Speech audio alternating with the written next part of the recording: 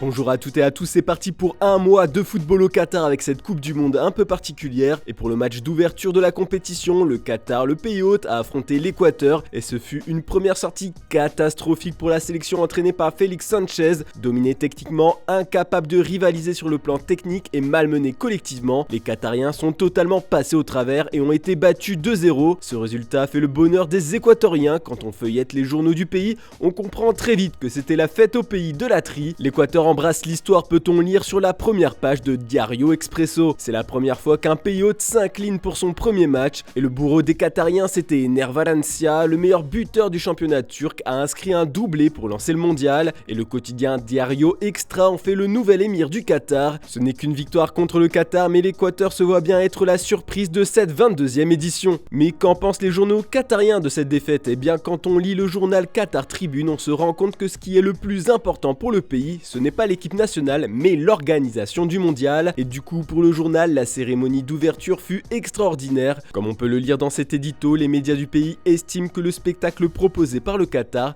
a mis en avant des valeurs de respect et une invitation à faire converger les cultures. Une fierté, conclut l'article. Le Gulf Times met surtout en avant dans son édition du jour l'émir Sheikh Tamim bin Hamad Al Thani qui a présidé à l'ouverture de la Coupe du Monde de la FIFA. Le quotidien se félicite que le pays puisse accueillir des dirigeants de pays frères et amis, de chefs de délégation, de comités et de fédérations olympiques, de chefs de missions diplomatiques accrédités auprès de l'État, des hauts responsables sportifs et d'un grand nombre de supporters. Pour les médias qatariens, c'est tout simplement une réussite. Et tout ça contraste vraiment avec ce que le reste de la presse mondiale pense de ce match d'ouverture, surtout de son organisation. Comme le titre marqua dans son édition du jour, c'est inquiétant. La FIFA a dû grincer des dents quand elle a vu quasiment la moitié des supporters du Qatar quitter le stade à la mi-temps, sûrement dépités de voir leur équipe perdre 2-0. Avoir des aficionados rapidement se désintéresser de la compétition, ça n'annonce rien de bon. Après tout cet argent, une humiliation pour le Qatar, écrit de son côté The Guardian. Pour les journalistes anglais, on nous a régulièrement dit à quel point cette Coupe du Monde était importante pour les Qataris.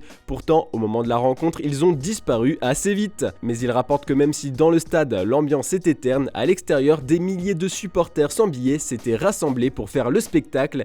Des musiciens traditionnels jouaient tandis que les enfants et leurs parents dansaient et riaient, nous décrit le reporter. L'équipe ce matin dénonce aussi cette mauvaise entrée en matière du Qatar. Le retard du désert, c'est surtout le niveau de l'équipe nationale qui est critiqué. Mais bon, place au foot comme le titre La Provence dans son édition du jour. 3 gros matchs au programme aujourd'hui, on va en parler un peu plus tard. On va ouvrir une longue page sur les Bleus. Didier Deschamps s'est entretenu avec quelques titres de la presse quotidienne régionale, dont La Provence et Midi Libre. Le sélectionneur a surtout répondu à des questions qui concernent Karim Benzema.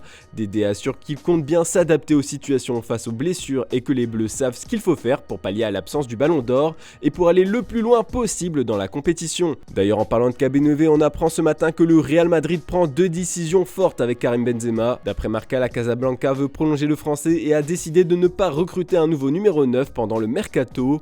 Bon, on se replonge dans la presse régionale. Dans le Parisien ce lundi, on peut lire une interview d'Olivier Giroud. Le Milanais est revenu sur sa sélection et sa chance, entre guillemets, de pouvoir être le titulaire à la pointe de l'attaque des Bleus. En Allemagne, les médias du pays ont énormément d'espoir quant aux chances de la Nationalmannschaft pour remporter le titre. Et dans une interview accordée au journal Kicker, Manuel Neuer a présenté le plan de son équipe pour le mondial. Le portier a expliqué que l'Allemagne a beaucoup appris de sa désillusion de la Coupe du Monde 2018. Ils ont une grande confiance en Hansi Flick.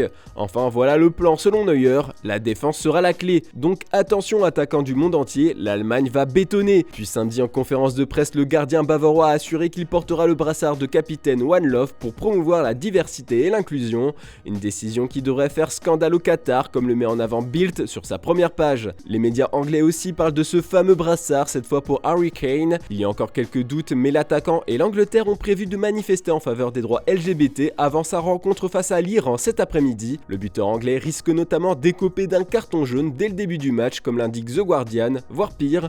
La FIFA veut à tout prix éviter l'apparition de ce fameux drapeau sur les terrains et le média explique qu'on pourrait même arriver à un point où elle enverra des officiels dans les vestiaires pour confisquer les brassards. Les Pays-Bas ont aussi des intentions similaires. Les Oranges vont affronter le Sénégal à 17h. Sportwereld encourage l'équipe nationale ce lundi, tout comme le fait le South Wales Echo qui espère que Gareth Bale et les Pays-Bas vont délivrer un gros match contre les États-Unis à 20h. Voilà, c'est tout pour ce lundi. On se retrouve demain matin pour une nouvelle revue de presse. N'oubliez pas le JT Foot Mercato en fin d'après-midi. Bonne journée à toutes et à tous.